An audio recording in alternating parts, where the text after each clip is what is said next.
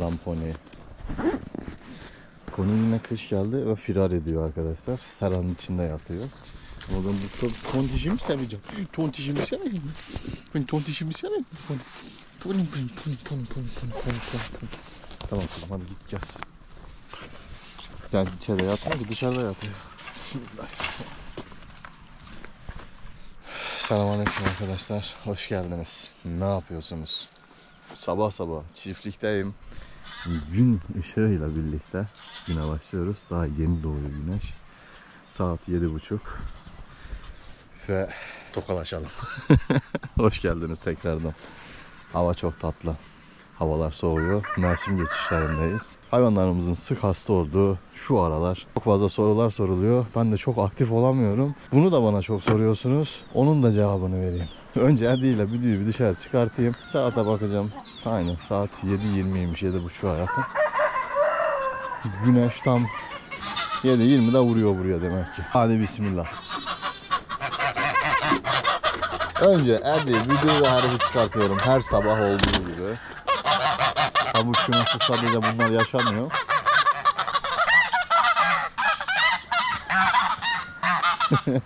İçeride tavuklar da var. Tamam sakin. Aha bizim manyak geldi yine. Baba.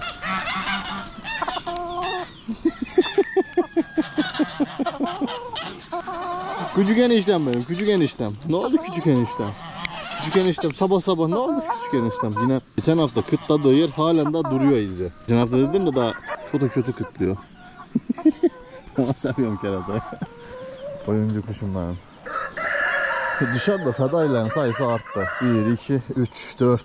Bu da aç dışarıda. Bu Dalton kardeşlerden biri. Bunlara Daltonlar diyorum artık. Burada da çok güzel, çok tatlı Edi, Büdü ve Hedif'in sabah sefası var. Böyle bir kanat açma operasyonu. Kanatlar güzel gevşedildi. Şimdi yem bekliyorlar. Karınlar aç. Neyse. Arkadaşlar biraz çok aktif değilim. Evet bu aralar YouTube'da. Çünkü ev diziyorum ve ev dizmek gerçekten zor işmiş. Bitmiyor. Eksiği, diksiği bitmiyor yani. Eve girdikçe bir şeyler çıkıyor. Ama ben elimden geldiğince tabii ki sizler için video çekmeye çalışıyorum da. Arada böyle rotar olursa onunla ilgilendiğim için oluyor. Biraz stresli bir süreçmiş ama tatlı ve hoş. O yüzden sorun değil. Karınları acıkan Edi ve Büdü herif hiç yaklaşmaz arkadaşlar. Bunlar bana yabani biraz o. Sakin olsanız da çocuklar.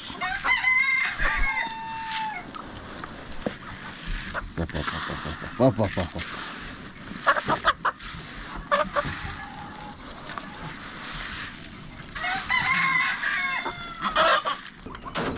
Yuvasını temizlemem lazım. Haftaya dolarlar.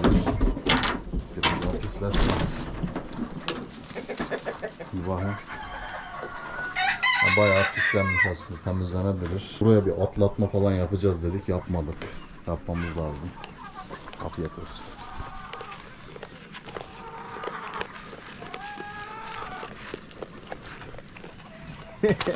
Canlarım benim maşallah. Şimdi çok kalabalık olduk. Daha da kalabalık olacağız ocağa kadar muhtemelen. Bismillahirrahmanirrahim. Maşallah.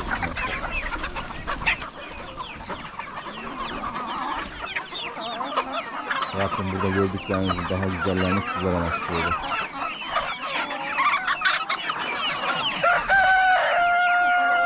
Adım atacak yer yok arkadaş. Dur sakin. Şu an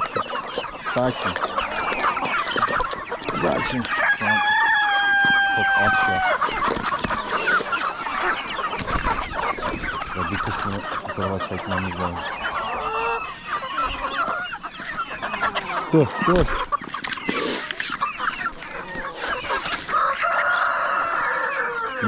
Maşallah. Şşş, bir dur lan. Bir dur.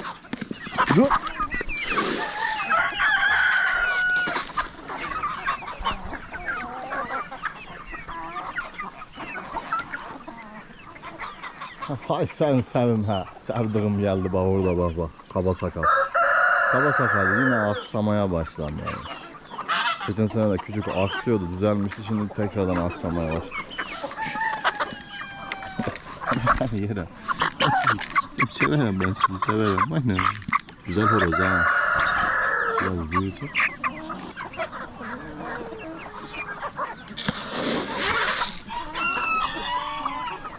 Çok şükür. Afiyet olsun.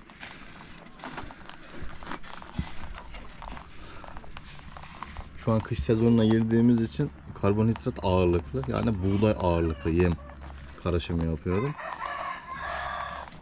Şöyle arpa ezmesini, buğday ezmesini hiç eksik etmem. Arpaya yedirmem ama ezmesini yediririm arkadaşlar.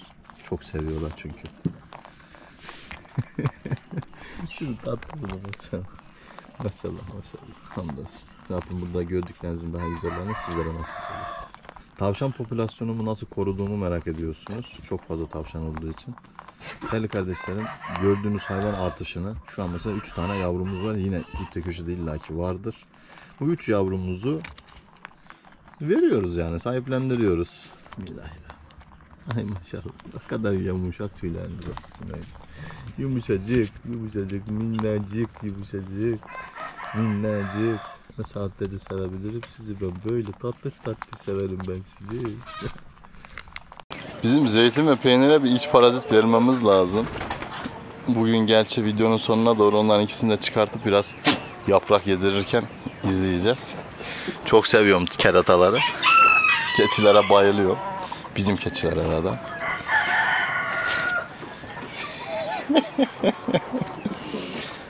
Gebe mi değil mi bilmiyorum peyniri. Ama çok tavlılar. İkisi de şişti, balon oldu arkadaşlar. Bayağı iyi besliyoruz. Dışarıda ot yiyorlar. İçeride yemiyorlar. Hiç aç bırakmıyorum. Yetmiyor. Mesela tavuklarımızın yemliklerindeki yemleri de yiyorlar. Etrafta kalan yemi de yiyorlar. Etrafta bazen şöyle otlar, kuru otlar kalıyor. Onları da yiyorlar. Yani hayvanların yiyeceği o kadar fazla ki. O yüzden aç kalma ihtimalleri yok bizim zeytin peynirin. Sorun da yok. Yesinler. Yiyin büyüyün, tamam mı? Yine gözüme çok güzel tavuklar çarpıyor. Perikler çarpıyor. Alttan gelen nesilde çok değişik renklere, tonlara ve tiplere sahip hayvanlar var. Onları çok fazla göstermeyeceğim. Kamerada görebilen arkadaşlar varsa zaten fark edip inceliyordur. Ama fark edemediklerimiz de var. Benim bile ilk defa gördüğüm hayvanlar oluyor. Daha önce de söylemiştim. Şimdi önümde Tokyo var. Tokyo'yu gösterince şaşırıyorsunuz. Tokyo halen daha duruyor mu? Abi diyenler var, kardeş diyenler var. Çünkü Tokyo'muz gerçekten çok yaşlı. En yaşlılarından biri şu an sürünün Tokyo. Şu ortada şu an yemleniyor bakın. Sürümüzdeki bütün kellerin atası bu. Türkan cinsinin atası bu. Maşallah. Rabbim hayırlı, güzel çiftliğimizde yaşamasını nasip eylesin. Sizlere de Tokyo gibi güzel tavuklar nasip etsin. Tokyo hem güzel bir anne, hem güzel bir tavuk. Rütbeli, akıllı, zeki bir tavuk. Sürüde her zaman işimi görmüştür. Sürüde her zaman hayvanlarımızı, ortamı yönettiğine çok kez şahit olmuşuzdur. Çok fazla tavuğun anası Tokyo'dur arkadaşlar. Şimdi bu arka tarafa doğru gelince de sürüde bazı kendi kendine takılanlar var. Kendi aralarında arkadaş bir ortamı kurmuşlar. Sultan tavuğumuz da bunlardan biri. Yavaş yavaş sosyalleşmeye başlamış. Hoşuma gidiyor. Geçenlerde çok korkak hareket ediyordu sürüde. Onu böyle gözlemlemek güzel. Sultan tavuğumuz da yaşlı bu arada. En az 3-4 yaşında vardır belki, yani çok çok yaşlı. Çünkü ben sultan ırkını çok denedim. Sultan ırkını da ayrı severim, fizan gibi. Sevdiğim ırk fizandır. Ama bir türlü kendi kümesimde büyütemedim. İkinci olarak sultanı da çok severim. Sultan kafesi de çok yaptık ama bir türlü adam akıllı yaşatamadım. Onları böyle üretiyorum ama çok kaybımız oluyordu. Kaldı bir tane tavuk. Ta o zamandan, yani kaç sene oldu sultanı bırakalı, ırkı bırakalı. Karışık sürüye ben ta pandemide girmiştim arkadaşlar bu projeye. Öyle de devam etmeye karar verdim. Şu an olacak kafeslerimizde zaten cüce ırklara yöneliyorum. Ama bir sultan da düşünebilirim duruma göre. Sürüde büyüyen seramalar. Hem horozlarımız var hem tavuğumuz var, 2 tane. Dipte güneşleniyorlar. Şu tavuk çok güzel. İyi iş yapacak. Biraz da kendine gelsin. Serama kafesimize göndereceğiz bunu. Horoza ihtiyacımız yok. İçerideki horozumuz zaten iyi ama çok yaşlanırsa şu arkadaki horozu düşünüyorum. Şu an arkası dönük olan var ya, güzel bir forma sahip. Aha geliyor bak.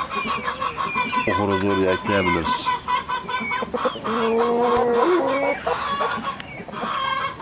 Şunun tavuk olmasını çok istiyorum. Şu hayvanımızın.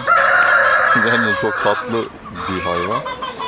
Ama horoz olursa da değerlendirmek isterim. Güzel bir horoz olur. Bizim belki uzun vadede Hulk'un yerini alabilir mi bilmiyorum ama Hulk herhalde çıkartmayız hiç. Keşke tavuk olsaymış. Can sağ olsun. Horoz ama güzel bir horoz olacak. Hem Türkan hem yakışıklı bir horoz. Tonlamalar falan çok güzel oturmuş. Ne kırması olduğunu çok kestiremiyorum. Sultan diyeceğim.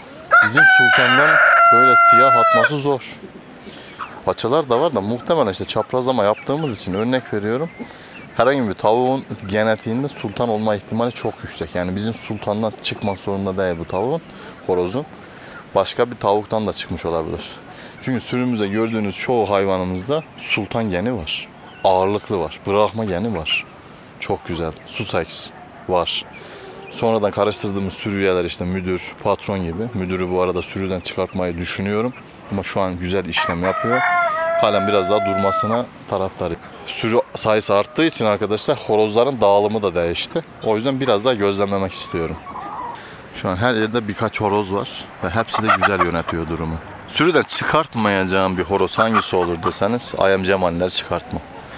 Ayam Cemaliler sürünün çiçekleri. Ayam Cemalilerden aldığımız alttan civcivler çok güzel oluyor. Renk olarak böyle bir kırmalık var. Mat siyah. Çıkmış bir tanesi yine yukarı. Kayısı yapraklarını didikliyor. Bizim yabani tavuklardan biri. Kendisi mavici. Çok tatlı, çok güzel bir tavuk. Maşallahı var. Gözlerinin keskinliğinden kalitesi belli oluyor. Öbür tavuğumuza gitmiyorum. Demin Ayam Cemani dedim ya. Buyurun bakın. Bunda Ayam Cemani genetiği var. Renk dilimi çok farklı ve çok nadir bir renk bence. Böyle bir şey atması falan. Gözlerinin içi simsiyah. Bacaklarına bakınca da böyle çakar siyahlık var. Muhtemelen derisi de siyahtır diye tahmin ediyorum. Bu tavuğumuz misal özel bir kan oldu. Sürüde duruyor. Karışık sürü yumurtalarımızdan aldığımız civcivlerden illaki uzun vadede bunlardan çıkacak. Sakin, sakin, sakin, sakin. Çok yabaniler ya. Nerede o? Arada bir yerdeydi o tavuk. Horoz ya da Ayam Cemali demiştim ya. Burada da değişik hayvanlar var da şu an bizim mesela üretimde canımızı sıkan, yani bunların hepsi kurt tavuğu da, kurt civcivi de. Siyah tonlama çok fazla arttı. Biraz da beyaza ihtiyacımız var. Burada braket kırmaları görüyorum arkada. Laken baldırlar görüyorum. Kırmalar. Belki de saflar. Laken baldır da saf atabilir. Horozumuz var ya. Şu arada falan. Çok güzel. Büyümeden tabii ki de hiçbir şey bilemeyiz. Sabırla bekleyeceğiz. Neyse burada da güzel hayvanlar var. Bunlar da bir ay sonra dışarıdalar inşallah. Tamam. Bundan bir yemini vereyim de ben. Yabani güvercinlerle dolu kümesimizde. Ki bu ara azaldılar. 4-5 tane var. Önceden 20-30 tane yabani güvercin geliyordu da bu ara azlar. Tavuklarımız adapte olmuş durumda. Güvercin de besliyoruz arkadaşlar. Bana soruyorsunuz ki güvercin neden almıyorsun? Güvercin almama size gerek var mı? Bence yok. Zaten var. Hem benim sorumluluğumda değiller, o daha güzel. Ben besliyorum. Gelip burada takılıyorlar. Görsel bir şölen veriyorlar bana ve gidiyorlar. Güvercinlerin sürüme gelmesi tabii çok tehlikeli bir durum. Hastalık getirme ihtimalleri var. Haklısınız. Ama bizim sürü sürekli dışarıda yaşadığı için zaten bu durumun hepsine böyle adapte olmaları gerek. Yani bu riski bazen göze almak zorundayım. Böyle bir karışık sürü üretebilmek için, genetiği sağlam hayvanları oluşturabilmek için bunları da göze alıyorum arkadaşlar. Ki gelecek nesiller çoğu hastalığa daha bağışıklı olsun, genetikleri daha sağlam olsun diye uğraşıyorum. Şunu söylemem gerek. Çok eskiye dayanıyor. Apanzel ırkı vardır. Apanzel bir Rus ırkı arkadaşlar. Genetiği çok farklı Apanzel'e. Ve kümesimdeki gerçekten çok görmek istedim zamanında. Birkaç kez fırsatımız oldu yumurtasını edinebilmek için. Ama saf kana ihtiyacım var. Çünkü Apanzel Rusça mal olduğu için soğuğa çok dayanıklı bir hayvan. Ve genetiğin de sağlam olduğu, hastalanmadığı da biliniyor. Araştırdığım kadarıyla illaki vardır yine hastalanan kümesler ama yani nadir. O hayvanı bu sürüye sokmak istiyorum. Belki bu yıl bunu başarabilirim. Tabii ki de yumurtadan çıkartıp büyütmeyi düşünüyorum. Ve örnek veriyorum, makineyi komple apanzel doldurup tek seferde bir 30-40 apanzel civciviyle girip sezona karışık sürümüzün içerisinde apanzel, belki bir kafesi de yine apanzel yapabilirim. Nasip bu konuda aşağı yorum düşebilir. Bizimle iletişim kurmak isterseniz kurabilirsiniz. Yumurta gerek bana ya da anaç ya da ferik de kabul ederim arkadaşlar. Yardımcı olmak isteyen olursa olsun. Apanzel birincisi. Bu sürüye bir çünkü onu sokamadım adam akıllı. Kekiklerimden bayağıdır bahsetmiyorum. Palazlanmış 2-4-5 tane keklik, 5-6 tane kekliğim burada vardı biliyorsunuz. Sonradan çıkartıp büyüttüğümüz kafeste. Bunlar iyi. Kaybımız oldu burada. Bayağı bir oldu yani. 3-5 tanesini kaybettik gitti. Bu yıl keklik üretimimiz berbat. Yumurta verimimiz çok kötüydü. Yumurta verimi konusunda içerideki keklik anaçlarımız daha iyiydi.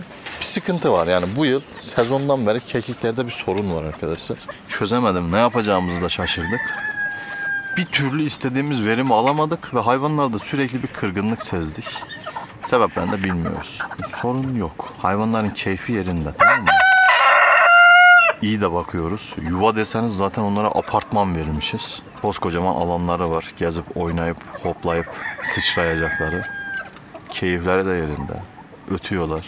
Ama üretimi bu yıl yapamadık. Yeterince yumurta salmadılar, öyle söyleyeyim. Ya bizim kekikler biraz yaşlandı.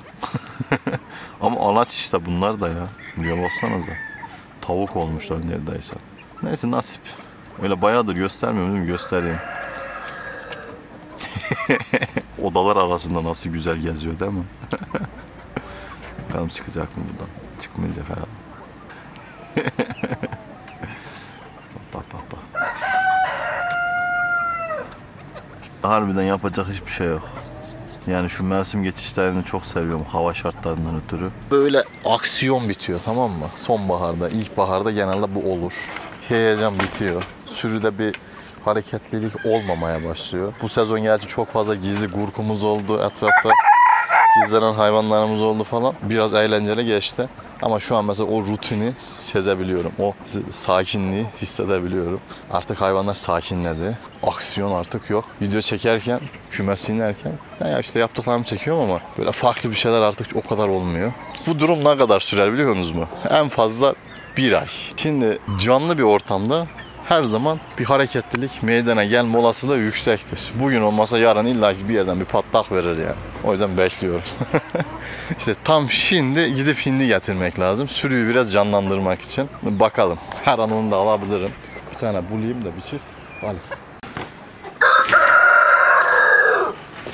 Zeytin. Gel. Zeytin gel. Tamam gel. Toru yırtacak ya. Bize bir sürü sıkıntı. Gel. Gel çık. Gel çık. Güzelim benim gel.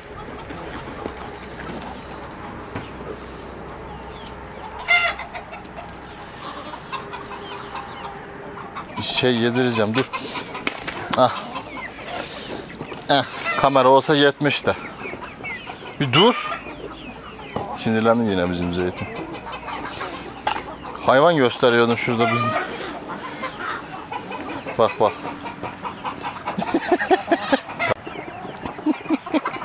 Cüce olduğuna bakmayın, bir kuvvetle arkadaşlar, anlatamam. Keçi işte. Keçi inadı diyorlar ya. Şimdi size dışarı çıkmak isteyen bir poninin ne yaptığını göstereceğim. Bak önce bana göz atıyor, ellerimi izliyor. Sonra bana kendini sevdirtiyor dışarı çıkmak için. Bak uğraşını görüyor musunuz? Şimdi izleyin. Ne kadar uğraşıyor dışarı çıkmak için. Ne oldu kızım? Ne oldu? Bak bak bak. Normalde hayatta yapmaz şunu. Ne oldu kızım? Dışarı mı çıkacaksın sen? Sen dışarı mı çıkmak istiyorsun pony? Ha böyle mi? Bak bak bak bak. Bak. Sevdiriyor sonra kapının oraya gidiyor. Bak bekliyor bak. Ha pony. Kızım gel. Açayım mı? Kapıyı mı açayım? Dışarı mı çıkacaksın? Pony. Pony diyorsun video çektiğimi anlıyor gibi ha. Bana bak.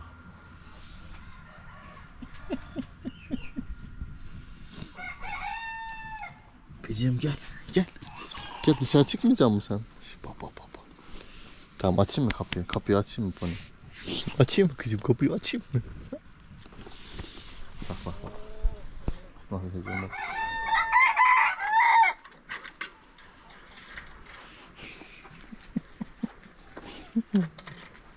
Baba. Bak, git. Git. Git. Şeref ya. Normalde sevdirmez kendini. Çık dışarı çıkmak için benle böyle oyun ediyor. Kapıyı açıncaya dek. Ama seviyorum o hallerini. Zeytinle peynire. Uf.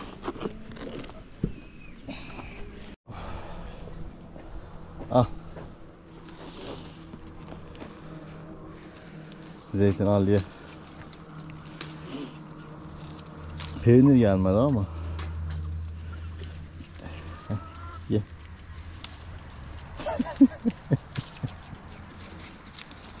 Peynir. Yaprakları yiyorlar işte. Buradan zeytini sinirlendirince sıkıntı. Zeytin, sana boynuzlarına sünger bağlayacağım oğlum. Belki rahat durursun. Şu arkada da gidelim, biraz da size kayısı yedirelim. Olmaz mı? Aç olduklarından değil de işte yaprağı çok seviyorlar ya. Ama zeytin için düşüncelerimiz şu yönde. Bizim peynir bir doğum yapsın, onu bekliyoruz. Peynir doğum yapınca zeytinle yolları katacağız. Bak gelişe bak. Peynir. Peynir bizi arıyor.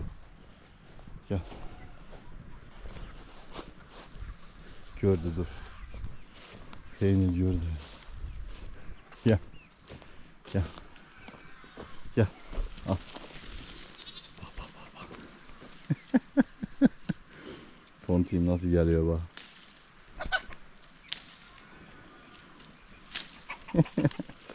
Keçi bakmak çok zevkli ya.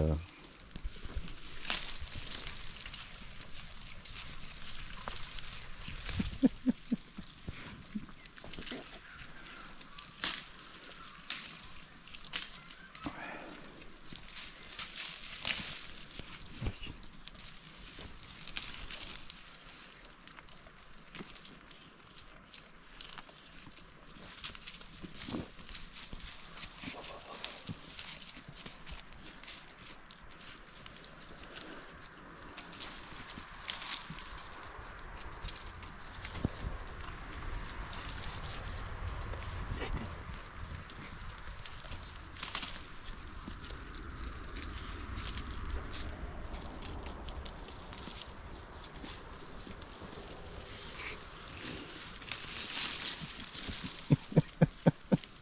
Tohlu oldun, tohlu. Ye. Ye oğlum, ye. Peynir, sen de artık gebe kalsan iyi olur ha. Artık doğurman lazım.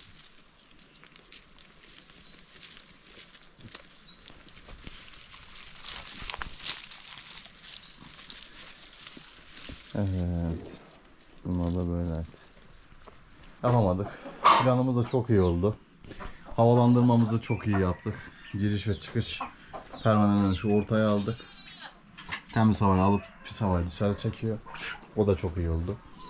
Şu an ortam sağlıklı arkadaşlar. Hava alan, nefes alan bir kümesteler. İyi. Dezenfektan olarak şu mevsim geçişlerinde batikon öneriyorum.